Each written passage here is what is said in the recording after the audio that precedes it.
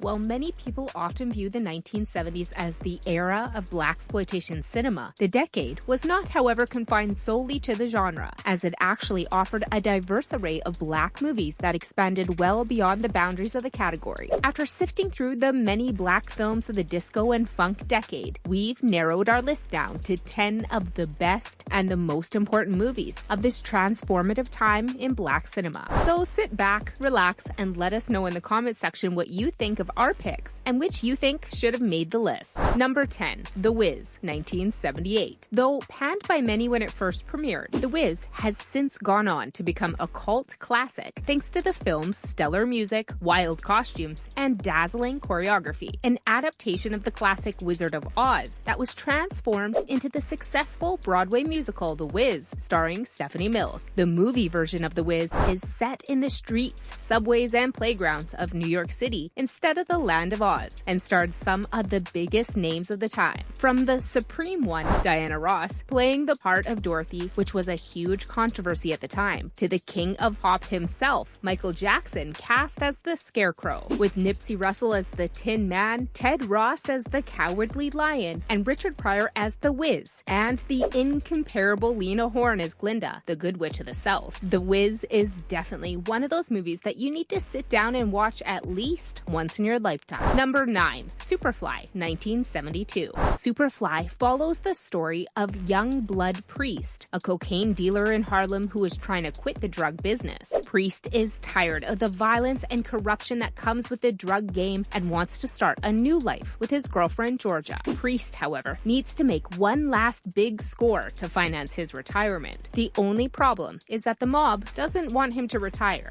Though a huge box office success, grossing over $6 million on a budget of $500,000, and credited with being the movie that helped pave the way for other blaxploitation films, Superfly was condemned at the time by the NAACP and many other prominent black people for its portrayal of drug use and its impact on the black community. Critics at the time argued that the movie glamorized drugs and perpetuated negative stereotypes. The movie's soundtrack, however, which was written and produced by Curtis Mayfield and reached the top 5 on the Billboard 200, is one of the most iconic in film history. Number 8. Car Wash, 1976. The brainchild of black director Michael Schultz, who was also named the man behind the 1975 hit movie Cooley High, Car Wash is one of those comedic gems of a movie that not only puts a stamp on an era, but also transcends generations. The film focuses on the hilarious happenings during a single day at the Deluxe Car Wash in downtown Los Angeles. But rather than focusing on a single plot or main character, Car Wash instead gives us a look at the lives of the folks that work at Deluxe, the customers who visit the car wash, and the broad spectrum of characters who exist in its orbit. It's a film that relies and strives on its atmosphere instead of individual characters or jokes, with appearances by Richard Pryor as Daddy Rich, a money-hungry preacher with an all-female entourage played by the Pointer Sisters, Bill Duke playing a young revolutionary, along with Antonio Fargas, Garrett Morris, and many, many more. Car Wash is a timeless comedy that we promise will have you laughing till the credits roll. Number 7. Lady Sings the Blues, 1972. Starring Miss Diana Ross in her feature film debut, Lady Sings the Blues tells the story of the troubled yet talented blues and jazz legend Billie Holiday. The movie delves deep into the life of Miss Holiday and offers a poignant narrative that spans from her troubled childhood to her rise as a music legend and the challenges she faced along the way. The story begins with Miss Holiday's troubled upbringing in Baltimore, marked by poverty and familial instability. Escaping from an abusive relationship, she finds solace in Harlem's vibrant jazz scene, where she meets and falls in love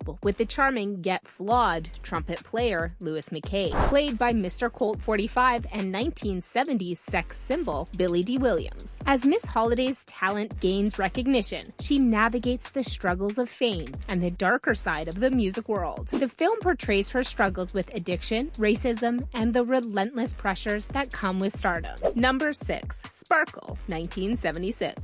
Set in Harlem and loosely based on the rise of the 1960s Motown group The Supremes, Sparkle tells the story of the fictional Williams sisters as they pursue fame and fortune in the music industry amidst a backdrop of poverty, violence, discrimination, relationship troubles, drug abuse, and loss. Starring Lonette McKee as Sister, Dawn Smith as Dolores, Irene Cara as Sparkle, Mary Alice as their mother, and featuring Philip Michael Thomas as Styx, the group's manager. The movie, along with its soundtrack, have gone on to become classics. In 1992, the legendary R&B group In Vogue did a rendition of the film's hit song, Something He Can Feel, which was originally written by Curtis Mayfield and performed by Aretha Franklin. The song was a #1 hit on the Billboard charts both times. Then in 2012, the film was remade with Whitney starring in her final role as the girl's mother. If you've never seen either version, we definitely suggest you start with this original version. Number 5. Uptown Saturday Night, 1974. One of the funniest films of its time, featuring greats such as Rosalind Cash, Harry Belafonte, Flip Wilson, and Richard Pryor. Uptown Saturday Night tells the story of best friends Steve Jackson, played by Sidney Poitier, who also directs the movie, and Wardell Franklin, played by Bill Cosby, who sneak out of their homes one night after their wives fall asleep to visit Madame Zenobia's, an exclusive clubhouse in a mansion. The party, however, is cut short when Madame Zenobia gets held up by a group of robbers. The next evening, while reading the newspaper, Steve discovers that the lottery number that he's been playing for years has finally hit, and his winnings total $50,000.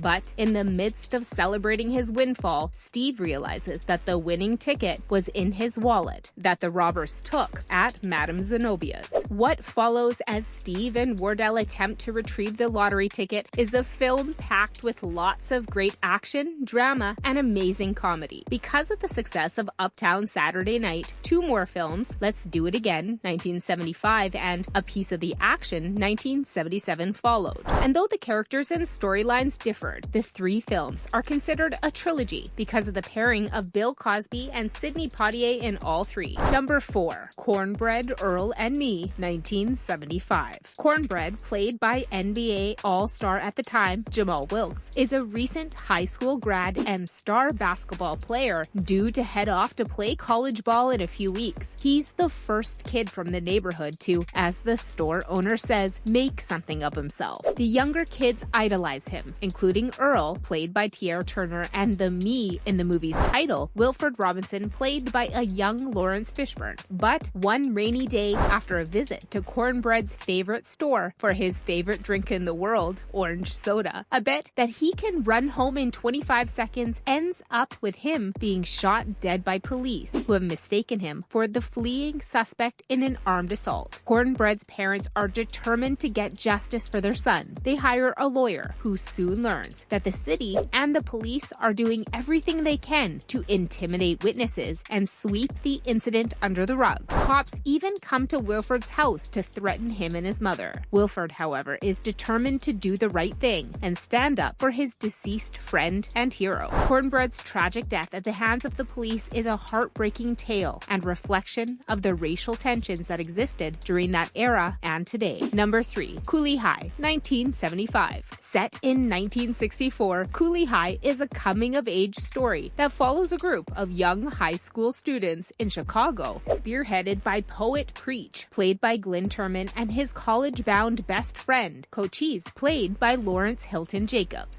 During an era in which blaxploitation movies were pulling the public's gaze towards stories of sex, crime, and drugs, director Michael Schultz turned his attention to the rich inner lives of these young black men. That pivot toward their bond of friendship didn't just set Cooley High apart from the more sensationalistic movies it shared screen space with. It virtually redefined the perception of what a black film could be during the decade. Eric Monti, the writer of the film, actually attended Cooley High and also co-created the famous TV series Good Times, which was also set in the infamous Cabrini Green Chicago housing projects. Monty said that he wrote this movie to help dispel misconceptions of what life in the projects was really like. Also, the 1991 Boyz II Men hit song It's So Hard to Say Goodbye to Yesterday was originally recorded by G.C. Cameron for this film. In fact, the group's debut album is called Cooley High Harmony, in homage of the film. Here's a fair warning to you all about the ending. Be prepared to cry.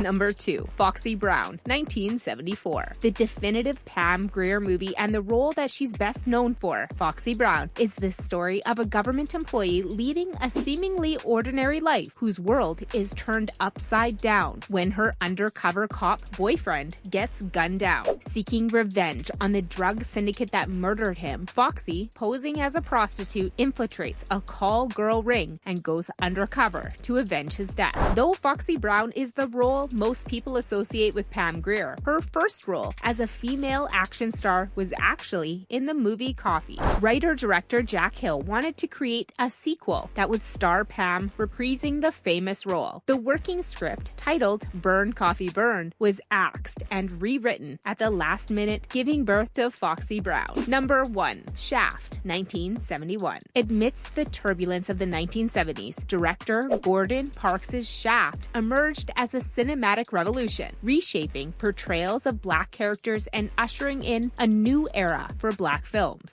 Set against New York City's gritty streets, and with a charismatic lead, electrifying narrative, iconic soundtrack, and ability to capture the urban essence in its entirety, Shaft stands as a cornerstone in film history. The film introduces us to John Shaft, played by the legendary Richard Roundtree. As a Black private detective navigating Harlem's streets, Shaft redefined heroism through his unwavering sense of justice and street-smart tactics. Tasked with rescuing a mobster's daughter, he plunges into danger, setting the stage for a riveting adventure brimming with action and suspense. Shaft was a milestone in Black cinema, challenging stereotypes and paving the way for empowered Black characters on screen. In a time when such portrayals were scarce, Shaft's confidence and resourcefulness defied expectations, propelling him beyond conventional roles. Isaac Hayes' soulful and funky soundtrack became a sensation of its own. The iconic theme from Shaft earned Hayes an Oscar for Best Original Song, a groundbreaking achievement for a Black artist. The soundtrack's success elevated the film's impact, resonating beyond the screen and charting a new direction for music and films. The triumph of Shaft led to 2 sequels, Shaft's Big Score, 1972, and Shaft in Africa, 1973, cementing Shaft's status as an iconic cinematic figure. The character's legacy persisted as the franchise was revitalized in 2000, starring Samuel L. Jackson as John Shaft's nephew. It's easy to forget that at the time Shaft was released in 1971, it was rare to cast Black men in lead roles in movies,